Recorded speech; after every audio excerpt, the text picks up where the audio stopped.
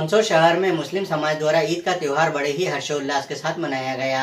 ईदगाह पर हजारों नमाजियों द्वारा एकत्र होकर ईद की नमाज अदा की गई। मंदसौर शहर में मुस्लिम समाज द्वारा ईद का त्योहार बड़े हर्षोल्लास के साथ मनाया गया। शहर के ईदगाह में हजारों नमाजियों द्वारा एकत्र होकर नमाज अदा की गई। मंदसौर शहर काजी द्वारा नमाज का नेतृत्व किया गया। नमाज के दौरान सभी नमाजियों ने देश में शांति और समृद्धि की दुआ मांगी। नमाज के बाद मुस्लिम समाज के लोगों ने एक दूसरे को गले लगाकर ईद की मुबारकबाद दी। मंदसौर शहर सहित जिले भर में ईद उल अजहा के पर्व को मुस्लिम समाज द्वारा उत्साह के साथ मनाया गया। सुबह के समय ईदगाह पर ईद की विशेष नमाज अदा की गई। नमाज के दौरान खुदा के सजदे में एक साथ ईद के मौके पर हजारों सर झुके। नमाज के बाद हर और पर्व की खुशियां बिखर गई। सभी ने गले मिलकर एक दूसरे को पर्व की मुबारकबाद दी। मंदसौर शहर के खानपुरा क्षेत्र में ईदगाह पर नमाज अदा की गई। इसके बाद शहर काजी ने अमन का पैगाम दिया। ईद को लेकर विशेष उत्साह नजर आया। ईदगाह पर नमाज के बाद शहर की अलग अलग मस्जिदों में नमाज अदा की गई।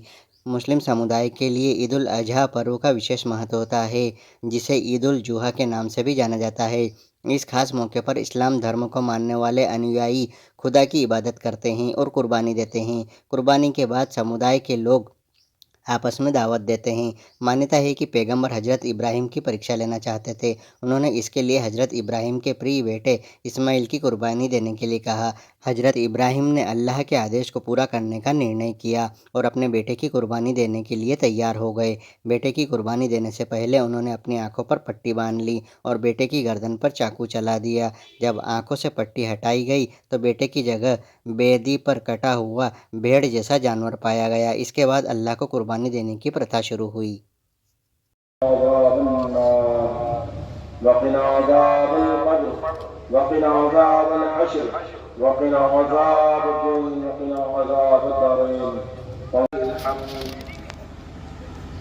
अल्हम्दुलिल्लाहिल मुतवह्हिदि बिल अज़मति वल जलालिल मुतक़द्दिसि बिल हुस्नि वल जमाल हुवल्लज़ी ख़ालिक़ुल अकबर अल्लाहु अकबर ला इलाहा इल्लल्लाह वल्लाहु अकबर अल्लाहु अकबर वलिल्लाहिल हम्द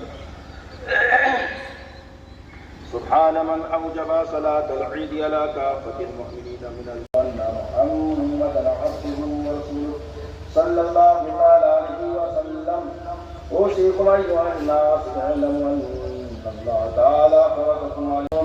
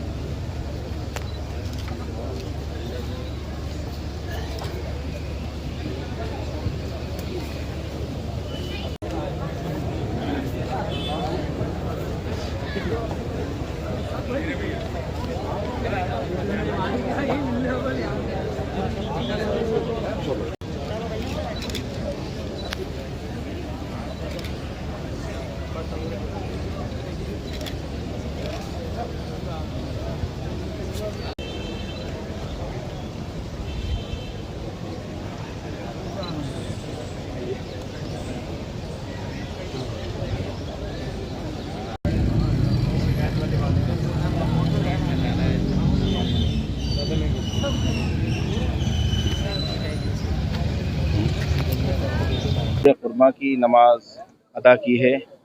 अल्हम्दुलिल्लाह अच्छे माहौल में ईद कुर्बा की नमाज अदा की गई है। गर्मी का मौसम था, वक्त भी हमने 7:20 रखा था।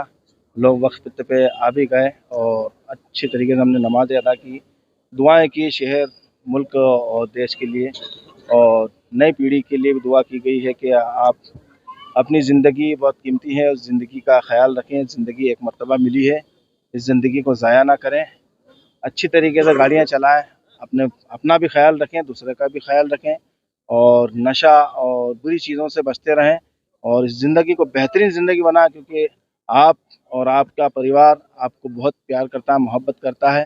आप किसी के लिए बहुत ख़ास हैं और बहुत मोहब्बत करने आपके लिए बहुत मोहब्बत करने वाले बैठे हैं।